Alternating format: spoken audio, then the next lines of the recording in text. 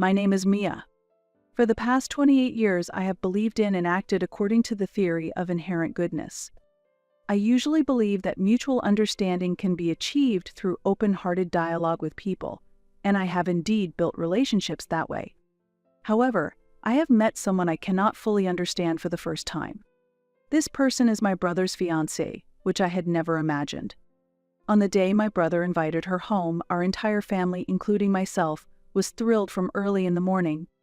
My brother, Nathan, is 31 years old, and we knew about his girlfriend, whom he has been dating for about a year. He has become more fashionable lately, looking happily at his smartphone, and 3 weeks ago, he took a short trip with her over the weekend. Our family had been discussing that it was about time for Nathan to propose marriage. Then, Nathan announced, "I'm inviting her over this weekend because I'm considering marriage." Her name is Sherry, and she is 26 years old, 2 years younger than me. It feels a bit strange that she will be my younger sister-in-law. Indeed, if I were to divorce your father and remarry a younger man, he would become your father too. In that case, I will marry a woman younger than Mia. She would become a younger mother, joked my father. We all laughed heartily at what he said. We are a family of 6, including our parents, my brother and me, and our 2 cats, Loki and Milo. Our home is quite harmonious. The day Sherry was to visit, we planned to have lunch as a family, and our mother had started preparing early in the morning. Western food is best. I wonder what her family's food is like. Maybe it's light. Our home has strong flavors as Dad preferred, and we usually have slightly rich-tasting food. What if she doesn't like it? My mother was worried as she prepared for her visit. I helped prepare an avocado salad and fresh spring rolls with beef stew as the main dish. Sherry has a petite and delicate build, not flashy but exuding a charming beauty. She seemed very reserved and calm. Later, I would realize that first impressions of people are not always reliable. During the meal, we introduced ourselves and enjoyed a pleasant time. Sherry ate less, as expected, and seeing this, Nathan was encouraging her to eat more. "I'm sorry I can't eat much," Sherry said apologetically, and both our parents encouraged her, saying, "Don't worry about it." Meanwhile, Nathan, using me as an example, said, "It's much better than eating tons like Mia, which was unnecessary." However, I also had someone fun who told me eating with Mia makes any food taste delicious. Cheers to eating. For dessert, Sherry brought a cake, and our mother prepared a special tea to accompany it.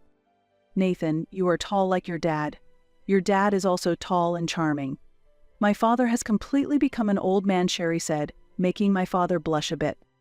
But since then, I began to feel an indescribable discomfort. Sherry clearly engaged less in conversation with my mother and me. She mostly talked with the men and gave short responses when my mother or I spoke to her, and the conversation didn't liven up at all. She showed no intention of making the conversation lively.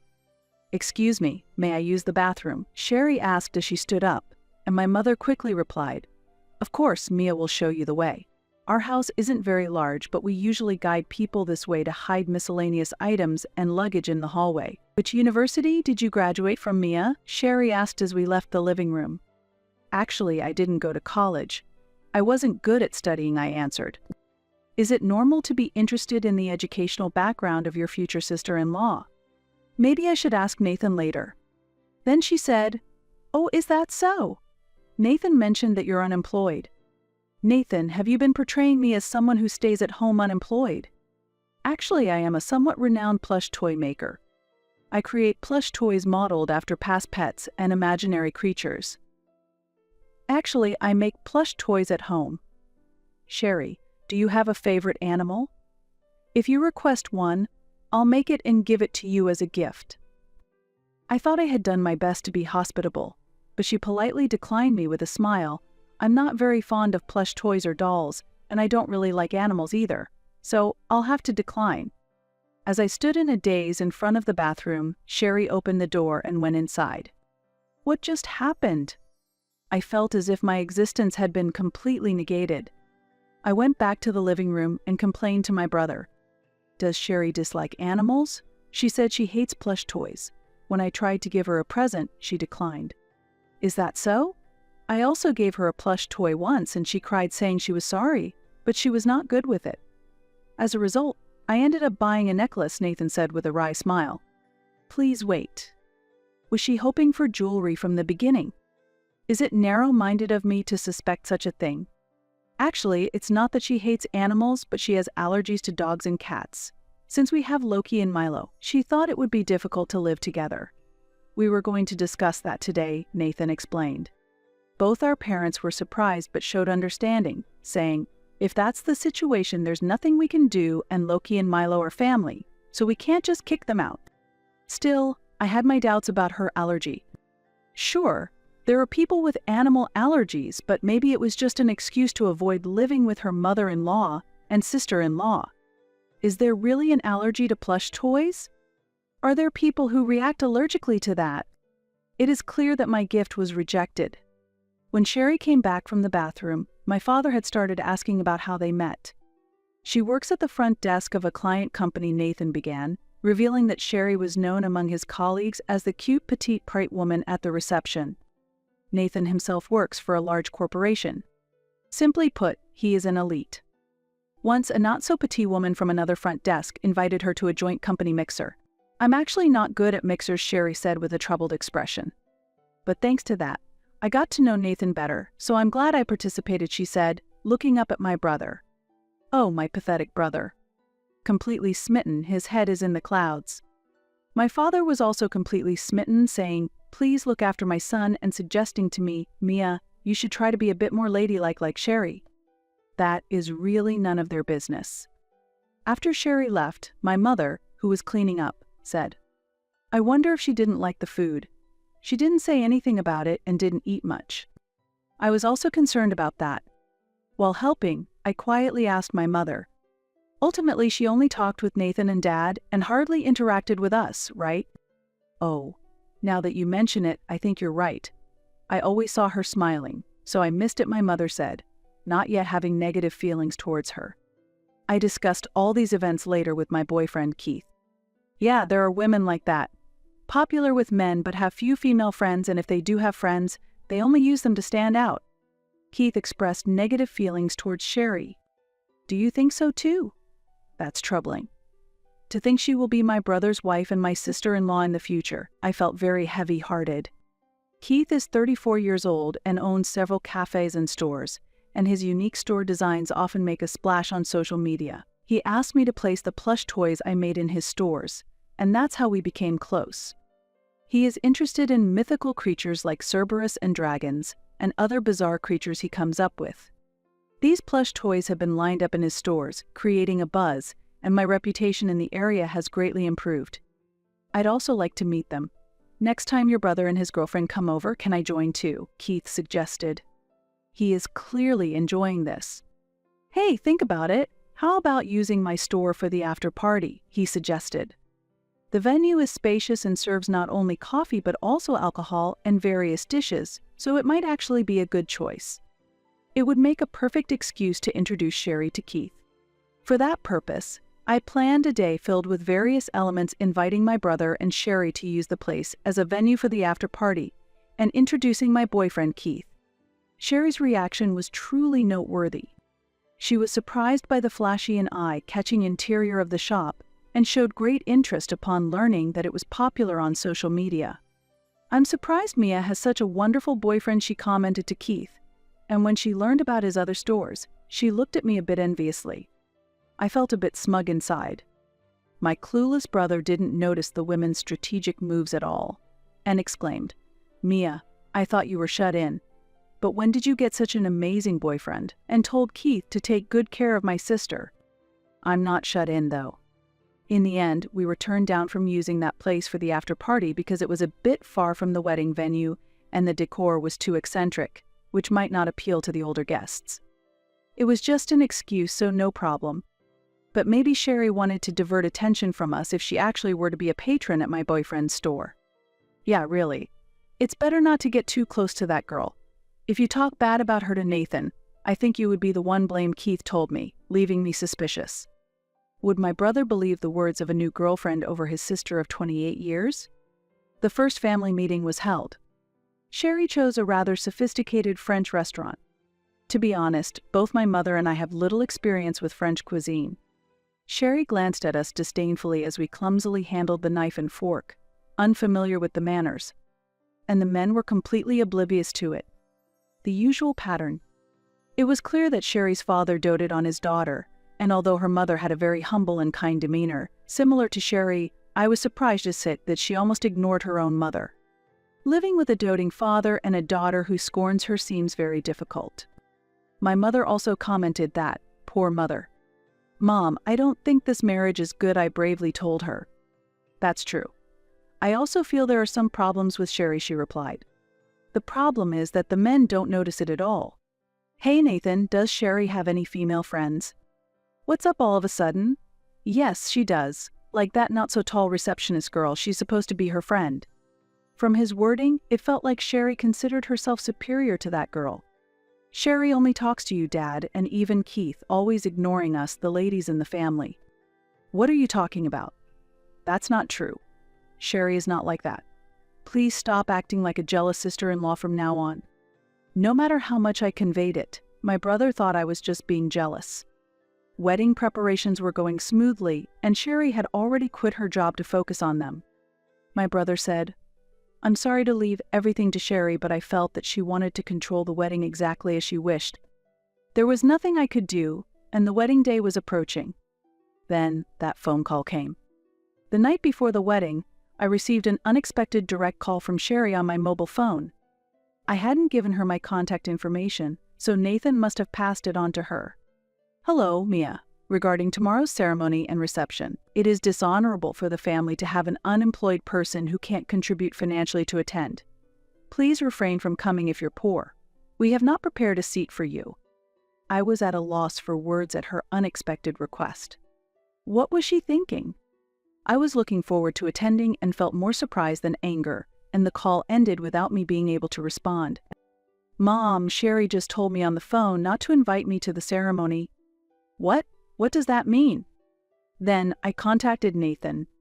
It's unimaginable that I, as his sister, would not be allowed to participate in the ceremony or reception. Nathan must think the same. It was hard to get in touch with him because he was at work, but when we finally spoke, he said, Oh, I'm sorry. I thought maybe you hated Sherry, and I couldn't argue well. Sherry thinks you hate her, so there was no need to force you to participate, and receiving formal congratulations from someone who dislikes her is painful, he told me. Is that really true? Did she actually show tears? And does Nathan believe that? I was just stunned. It seems like nothing I say will have any effect on my brother. My mother and I looked at each other and sighed in frustration. Just then, the doorbell rang, signaling a visitor. Surprisingly, Sherry's mother was standing at the door. I overheard my daughter talking on the phone. I think this is unacceptable, so I rushed over here. I'm sorry for the sudden visit, she apologized in the entrance. We invited Sherry's mother inside and listened to her story. She is, even from a mother's point of view, a terrible child. She disregards me, and her father does whatever she says, never listening to me. It's been like this for a long time. Sherry's mother spoke sadly, yet firmly. The first time I noticed it was when she was just 3 years old. I scolded her for touching my makeup. It's dangerous if she puts it in her mouth. But she didn't cry at all, she just stared at me defiantly. When her father came home, she ran to the entrance, clung to his legs, and burst into tears. When he asked what happened, I explained that I had scolded Sherry for playing with the makeup. He hugged her, saying, You're such a girly girl at only 3 years old. At that moment, Sherry looked at me and smiled smugly. Hearing this, I shuddered. I couldn't believe she had been manipulating people from the age of 3, using her appearance to protect herself. According to Sherry's mother, she is not only skilled at influencing men but also powerful women to support her. Since then, Sherry has always behaved like a sweet daughter in front of her father, and a capricious child towards her mother. Even when Sherry's mother complained about her behavior to her father, he wouldn't listen at all. The problem is with you, the mother. Why bring up such paranoid delusions? I've heard that even between mothers and daughters, there can be jealousy among women. I didn't think you were such a person, but it's shameful that you're jealous of your daughter, he harshly criticized her. That's awful. I was at a loss for words. You really have suffered. I can only imagine how much you've endured, my mother comforted her, and Sherry's mother began to cry, unable to hold back her emotions. I've made up my mind. If Sherry refuses to let my daughter attend, I won't attend the ceremony either. I cannot support such a marriage. What, Mom? It's a big problem if the groom's mother suddenly cancels, I exclaimed in shock, while Sherry's mother also tearfully declared her refusal to attend. I won't attend either. I don't want to involve other families and cause more unhappiness. I've made up my mind, she said. I felt the situation escalating but also thought this might be a chance to stop my brother's marriage. She had clearly crossed a line. The impact of her mother's accusation was immeasurable. Sherry is definitely the type of person you should stay away from. Her becoming a part of the family would be a nightmare. To protect my brother, I want to stop this at all costs. For now, we booked a room at a hotel near the wedding venue and started planning together. We left a letter for our father saying, "There's a lot to prepare the night before the wedding, so we'll stay at the hotel and go directly to the venue." Men don't question when a woman says she needs to prepare.